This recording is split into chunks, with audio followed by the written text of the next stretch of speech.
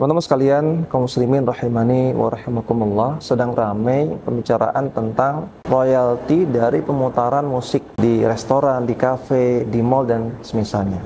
Artinya kalau ada kafe, resto, mall yang memutar suatu musik, maka dia harus bayar royalti kepada yang membuat musik tersebut. Ini jadi ramai diperbincangkan di masyarakat kita. Nah, pertanyaannya, bagaimana pandangan fikih Islam dalam masalah ini? Nah, saya ingin bacakan sebuah ucapan dari Al-Imam An-Nawawi rahimahullahu ta'ala, ulama besar mazhab Syafi'i yang kita semua sudah kenal. Al-Imam An-Nawawi rahimahullah beliau mengatakan, ajma'al muslimuna ala tahrimi hulwanil kahini. Para ulama sepakat tentang haramnya penghasilan dukun. Li'annahu iwadun an tahrimin. Karena itu adalah upah dari pekerjaan yang haram. Wa li'annahu aklul mali bil batili. Dan karena itu adalah memakan harta orang lain dengan cara batil. Kemudian kata beliau, wa kadza, demikian juga ajma'u ala tahrimi ujratil mughniyati lil ghina. Ulama sepakat tentang haramnya upah dari penyanyi, upah dari pemain musik, dari permainan musiknya. Kata beliau, ulama sepakat tentang haramnya upah dari permainan musik. Ini perkataan Al-Imam Nawawi dalam kitab beliau Syarah Sahih Muslim. Maka penghasilan yang didapatkan dari main musik, kata Al-Imam Nawawi hukumnya haram, termasuk royalti tadi. Nah, maka sebetulnya royalti adalah royalti dari pemutaran musik itu adalah penghasilan yang haram, tidak halal sama sekali. Ya mungkin teman-teman ada yang berkomentar, Ustadz itu kan bagi yang mengharamkan musik, Ustadz. Ya mungkin kan Ustadz mengharamkan musik, jadi punya pendapat seperti itu. Nah teman-teman perlu dipahami bahwasanya pendapat haramnya musik adalah pendapat 4 madhab fikih, Syafi'iyah, Malikiyah, Hanafiyah, Hambaliyah. Silakan dicek di kitab-kitab fikih madhab. Semuanya mengharamkan musik. Ini bukan pendapat segolongan orang, ini pendapat semua 4 madhab.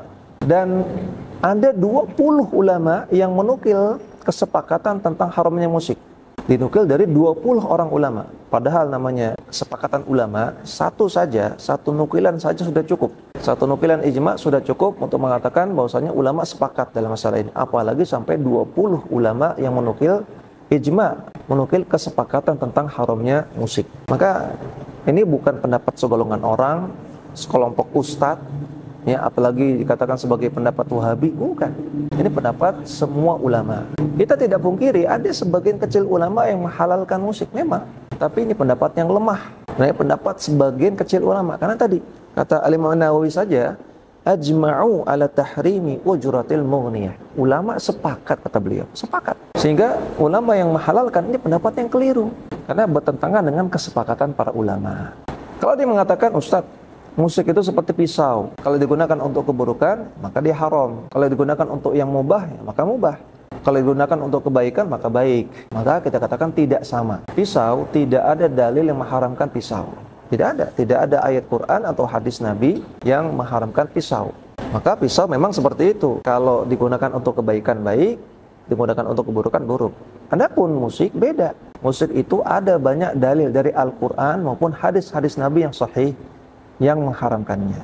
Maka kondisinya tidak sama dengan pisau. Sehingga asalnya musik itu haram. Tidak sebagaimana pisau. Kalau untuk kebaikan jadi baik, untuk keburukan jadi buruk. Kalau musik memang asalnya haram, walaupun digunakan untuk kebaikan tetap haram.